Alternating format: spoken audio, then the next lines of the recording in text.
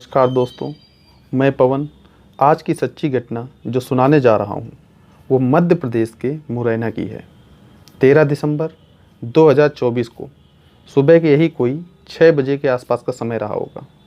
तभी मुरैना मध्य प्रदेश के कस्बा पोरसा के गांव परदूपुरा निवासी वीरपाल के मोबाइल की घंटी बज उठी। सिरहाने रखा मोबाइल फ़ोन उठा, डिस्प्ले पर आए नंबर को ध्यान से देखा। वह नंबर पोरसा के परदूपुरा में रहने वाले रिश्तेदार पदम सिंह लोधी का था।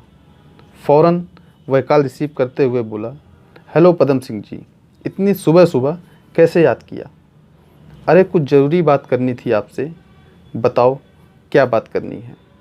आपकी आवाज़ क्यों भर्राई हुई है? अरे वीरपाल जी, बड़ी परेशानी में हूँ बेटे को लेकर। अभिषेक कहीं तुम्हारे घर तो नहीं आया? वह अभी तक तो मेरे यहाँ पर नहीं आया, वीरपाल ने बताया। दरअसल वह 11 दिसंबर की सुबह ग्वालियर से ज़रूरी काम से मुरैना जाने की बात कहकर निकला था। उसने जाते समय अपने साथ रहने वाले रूममेट को बताया था कि वह शाम तक हर हाल में वापस आ जाएगा, लेकिन उसे 3 दिन बीत गए, पदम सिंह ने बताया। पदम सिंह ने आगे कहा, वह कमरे पर वापस लौट कर नहीं आया और न ही उसने फ़ोन पर संपर्क हो पाया है। तो उसके रूममेट ने इसकी जानकारी मुझे दी। तभी से घर के सभी लोग दरवाजे की तरफ टकटकी लगाकर उसके लौटने का इंतज़ार बेसब्री से कर रहे हैं। उसका मोबाइल फ़ोन भी स्विच ऑफ आ रहा है। इस वजह से मन में तरह तरह के ख्याल आ रहे हैं। वीरपाल ने अपने रिश्तेदार को तसल्ली देते हुए कहा, आप चिंता मत करो, अभिषेक जल्द ही घर लौट आएगा। वह कोई छोटा बच्चा नहीं है, फिर भी मैं अपने स्तर पर जानकारी जुटाता हूँ। इसके बावजूद अभिषेक के फैमिली वालों को चैन कहाँ था। वो अभिषेक को सगे संबंधियों से लेकर रिश्तेदारियों और परिचितों में खोजते रहे। अभिषेक के दोस्तों से भी पदम सिंह ने पूछताछ कर ली थी। दोस्तों ने एक ही उत्तर दिया कि 11 दिसंबर के बाद से उसकी अभिषेक से कोई बात नहीं हुई है। 3 दिन तक अभिषेक के पेरेंट्स ने अपने स्तर से उसका पता लगाने का भरपूर प्रयास किया, लेकिन उनके बारे में जब कुछ भी पता नहीं चला तो वह 14 दिसंबर को दोपहर के 1:30 बजे के करीब मुरैना के गोला का मंदिर थाने पहुंच गए। पदम सिंह ने एसएचओ हरिंदर शर्मा से मिलकर उन्हें अपने 25 वर्षीय बेटे अभिषेक के गायब होने की जानकारी दी। उन्होंने बताया कि अभिषेक ग्वालियर की रणधीर कॉलोनी में किराए का कमरा लेकर पीजीडीसीए की पढ़ाई कर रहा था। एचएसओ हरिंदर शर्मा ने पदम सिंह की बात गौर से सुनी। अभिषेक लोधी की गुमशुदगी दर्ज कर ली। अभिषेक का फ़ोटो, मोबाइल नंबर और उसके हुलिये से संबंधित जानकारी लेने के बाद एसएचओ ने उनसे कहा, यदि किसी प्रकार की धमकी भरा फ़ोन आपके पास आए तो बिना घबराए इसकी सूचना तुरंत थाने में देना।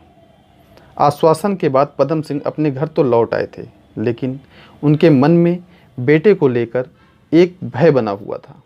उधर गुमशुदगी दर्ज करने के बाद पुलिस ने उसका पता लगाने में कोई खास दिलचस्पी नहीं दिखाई। इसकी अहम वजह यह थी कि अभिषेक कोई मासूम बच्चा तो था नहीं जो उसके किडनैप की आशंका होती। बड़ा गांव व महादेवपुरा के बीच बहने वाली नहर के किनारे बनी सड़क से होकर गुजर रहे ग्रामीणों को बीच नहर में एक युवक की लाश तैरती हुई दिखाई दी, जिसके पैर और आंखें लाल रंग के स्टॉल से बंधी हुई थीं।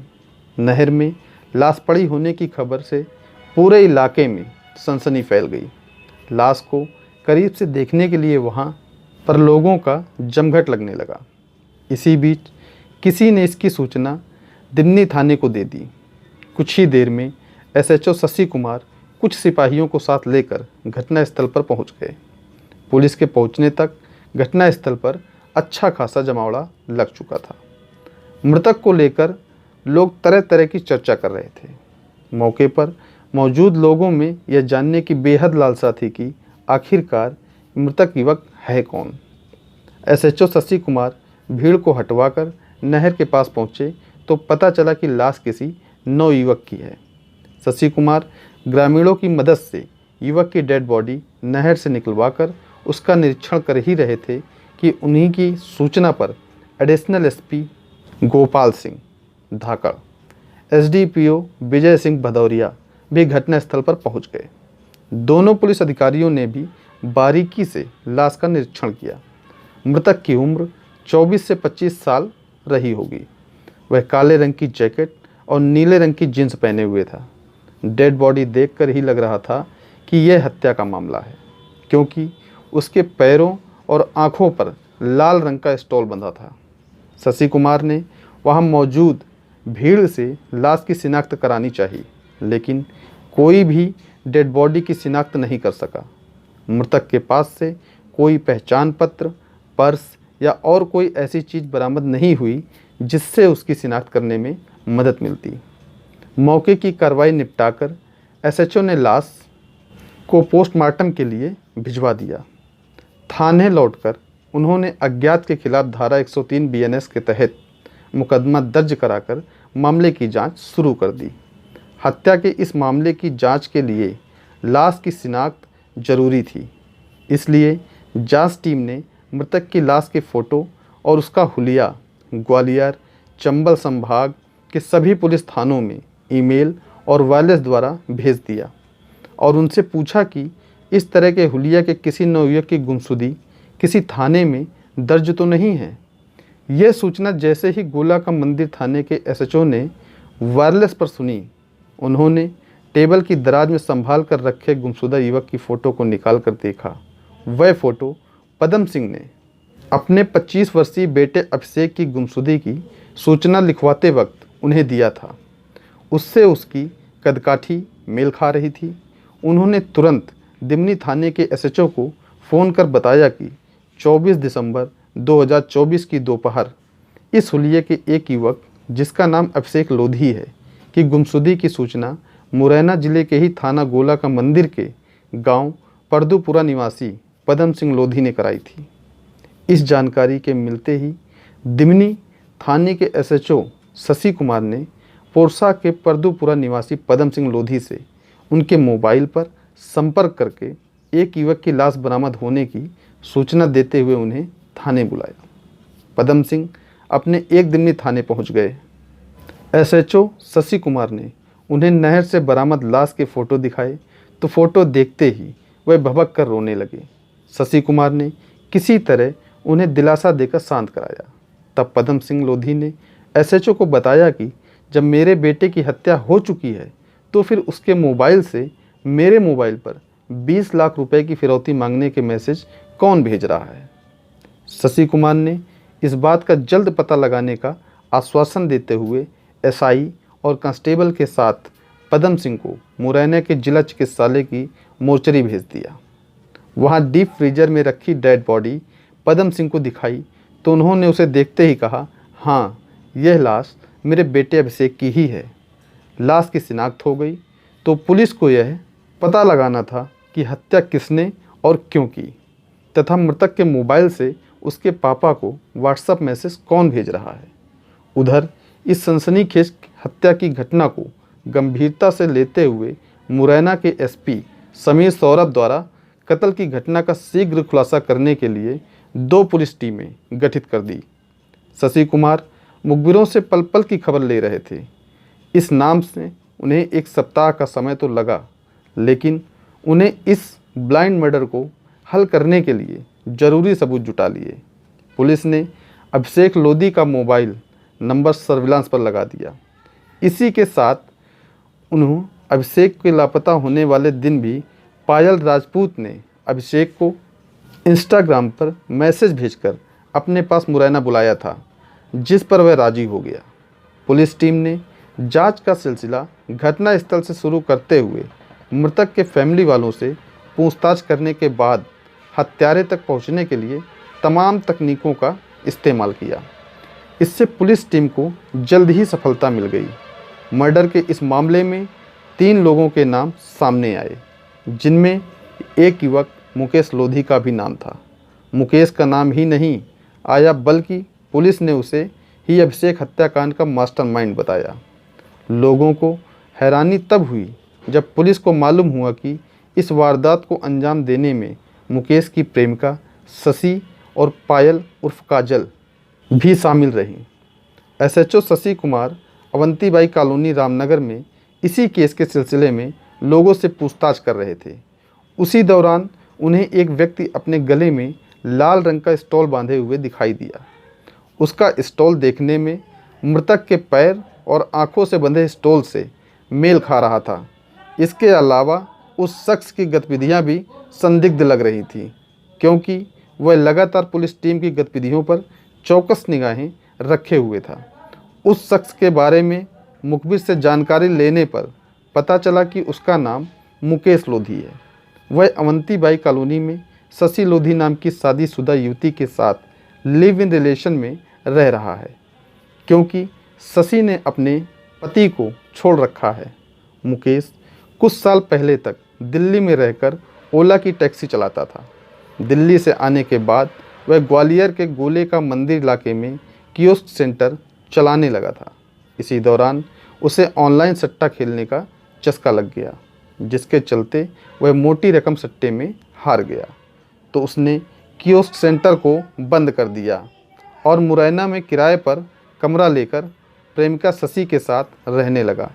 उसने परिस्थितियों से निकलने का कतई प्रयास नहीं किया, बल्कि अपनी प्रेमिका शशि और पायल उर्फ काजल के साथ शानो शौकत से रहने के लिए ब्याज पर परिचितों से काफ़ी पैसा ले लिया, जिससे वह कर्जदार हो गया था।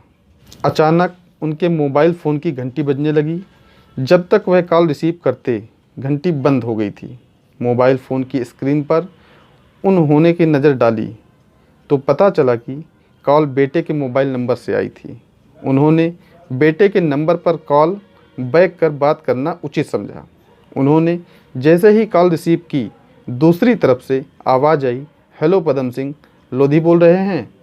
कॉल करने वाले की बात उन्हें थोड़ी अटपटी लगी। फिर भी उन्होंने सोचा कि अभिषेक का कोई दोस्त होगा।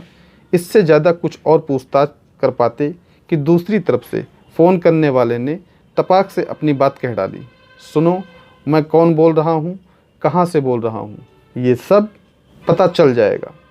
पहले जो मैं कह रहा हूँ उसे ध्यान से सुनो। तुम्हारा बेटा अभिषेक हमारे कब्जे में है। यदि उसको सही सलामत हमारी गिरफ्त से आज़ाद कराना चाहते हो तो 20 लाख रुपए का इंतज़ाम कर लो, वरना अंजाम बहुत बुरा होगा। हाँ, एक बात और याद रखना, ज़्यादा चालाक बनने की कोशिश मत करना और पुलिस को भूल कर भी मत बताना, अन्यथा अंजाम इतना बुरा होगा जिसकी कल्पना भी तुम नहीं कर सकते। इतना सुनते ही सर्द मौसम के बावजूद पदम सिंह को पसीना आ गया।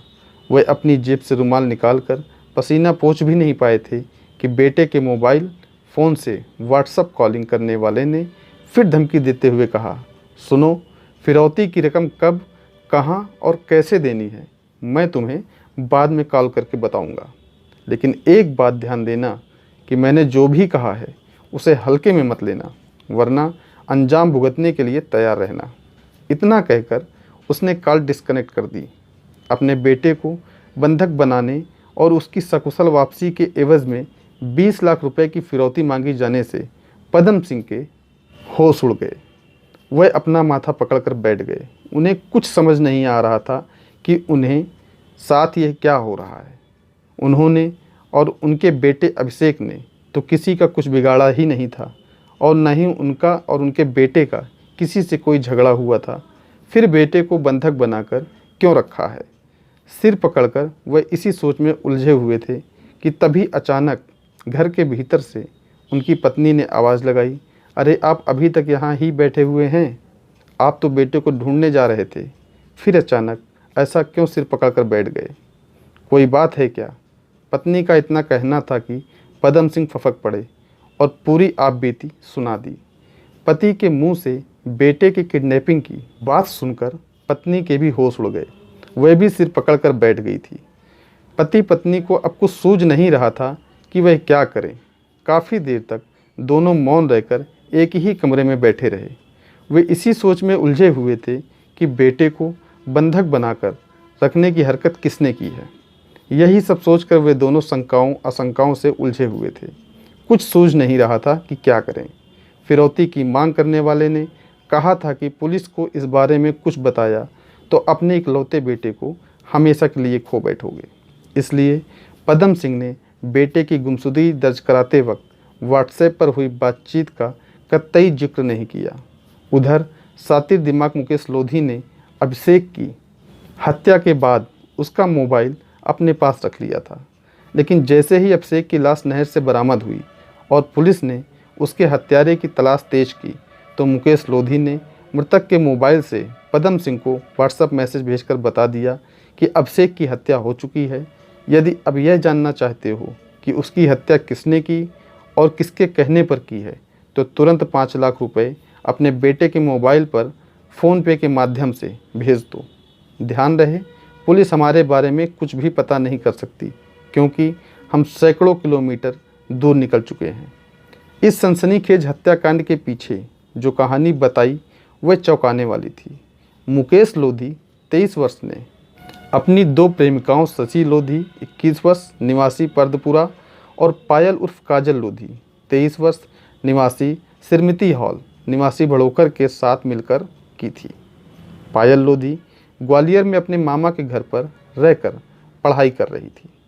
इसी दौरान मुकेश लोधी ने प्रेमिका पायल लोधी के माध्यम से पैसे वाले किसी युवक को प्रेम जाल में फंसाकर पैसा कमाने की योजना बनाई, क्योंकि उस पर 5 लाख रुपए का कर्जा हो गया था। उसने प्रेमिका काजल लोधी की पायल राजपूत के नाम से फर्जी ईमेल आईडी बनाकर इंस्टाग्राम के माध्यम से अभिषेक लोधी से जान पहचान की। फिर 8 दिसंबर 2024 को काजल ने इंस्टाग्राम पर मैसेज भेजकर अभिषेक से मुलाकात करने में असमर्थता जताई। तब अभिषेक उससे बिना मिले ही वापस लौट आया। 11 दिसंबर को पायल काजल ने फिर इंस्टाग्राम पर मैसेज भेजकर अभिषेक को अकेले में मिलने के बहाने मुरैना बुलाया।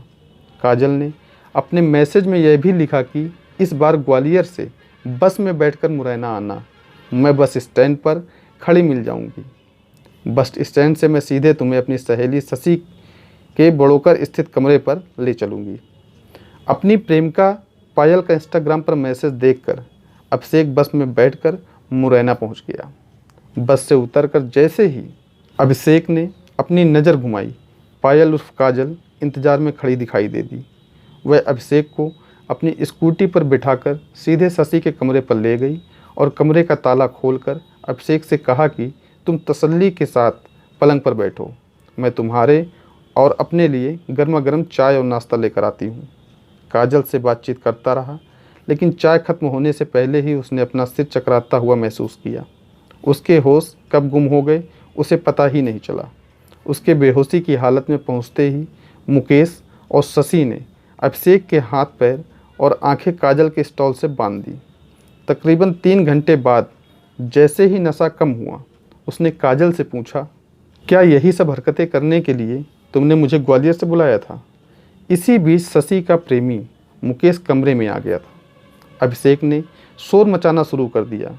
उसके ऐसा करने से घबराकर शशि रसोई से बेलन उठाकर लाई और अभिषेक के सिर पर उससे ताबड़तोड़ वार कर दिए। तब अभिषेक अपनी जान बचाने के लिए ज़ोर ज़ोर से बचाओ बचाओ चिल्लाने लगा। मुकेश और काजल को लगा कि यदि कमरे से बाहर किसी ने अभिषेक की आवाज़ सुन ली तो उनकी सारी योजना पर तो पानी फिर ही जाएगा, साथ ही उन सभी को जेल की हवा भी खानी पड़ेगी। तभी मुकेश और काजल ने तकिए से अभिषेक का मुंह दबा दिया, जिससे उसकी दम घुटने से मौत हो गई। उसकी मौत के बाद तीनों के हाथ पांव फूल गए। डर के मारे मुकेश, शशि और काजल 12 दिसंबर की रात को अभिषेक की लाश को इसी कार में रखकर बड़ा गांव और महादेवपुरा के बीच बहने वाली नहर में फेंक दी। लाश ठिकाने लगाने के बाद मुकेश, शशि और काजल उसी कार से दिल्ली चले गए। फिर 14 दिसंबर की सुबह यह पता करने के लिए मुरैना वापस लौट आए कि इस मामले में पुलिस क्या कर रही है। दिल्ली से लौटकर मुकेश लोधी और उसके साथ लिव इन में रहने वाली शशि ने वह कमरा खाली करके दूसरी जगह कमरा ले लिया था। वैसे मुकेश, शशि और पायल उर्फ काजल का जुर्म की दुनिया से कोई वास्ता नहीं था, लेकिन तीनों ने पेशेवर हत्यारों को भी मात दे दी थी। तीनों ने फुल प्रूफ मर्डर की प्लानिंग बड़ी होशियारी से की थी, लेकिन उनकी सारी चालाकी धरी की धरी रह गई। पुलिस ने 21 दिसंबर 2024 को इस हत्याकांड के मुख्य साजिशकर्ता मुकेश लोधी सहित इस अपराध में शामिल उसकी प्रेमिका शशि लोधी और अभिषेक की इंस्टाग्राम प्रेमिका पायल उर्फ काजल लोधी को न्यायालय में पेश कर 3 दिन को रिमांड पर ले लिया। पुलिस को बताया कि अभिषेक अपने अकेलेपन और पढ़ाई के उबाऊ बोझ से कम करने के लिए डेटिंग ऐप का सहारा लिया करता था।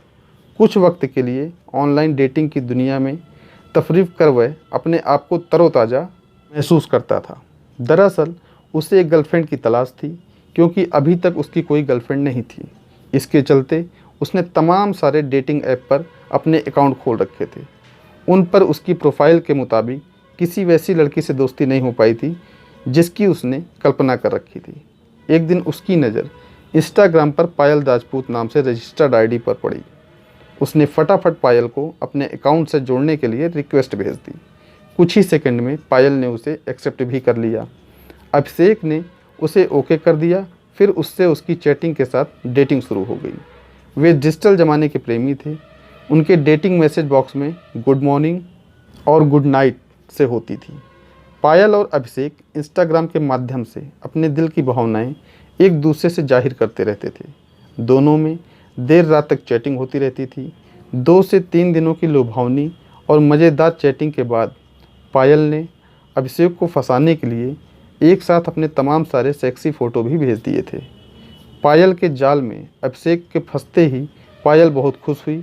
फिर पायल ने अपने प्रेमी मुकेश के कहने पर 11 दिसंबर की सुबह इंस्टाग्राम पर अभिषेक को मैसेज भेजकर कहा कि यदि मुझसे रूबरू मुलाकात करना चाहते हो तो बस में बैठकर मुरैना आ जाओ। इस मैसेज को पढ़कर अभिषेक पायल से मुलाकात के लिए मुरैना चला गया। मुरैना पहुंचने के बाद उसके संग जो कुछ हुआ वो मैं आपको इस कहानी के माध्यम से बता चुका हूँ।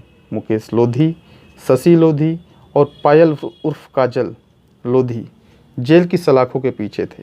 दोस्तों, इस कहानी को सुनाने का उद्देश्य आपका दिल दुखाना नहीं है, आपको परेशान करना नहीं है, बल्कि आपको जागरूक करना है, सचेत करना है। इस वीडियो में अपना कीमती समय देने के लिए आपका धन्यवाद। आप जहाँ भी रहें सतर्क रहें, स्वस्थ रहें। मिलते हैं फिर किसी नई वीडियो में किसी नई कहानी के साथ। जय हिंद, जय भारत।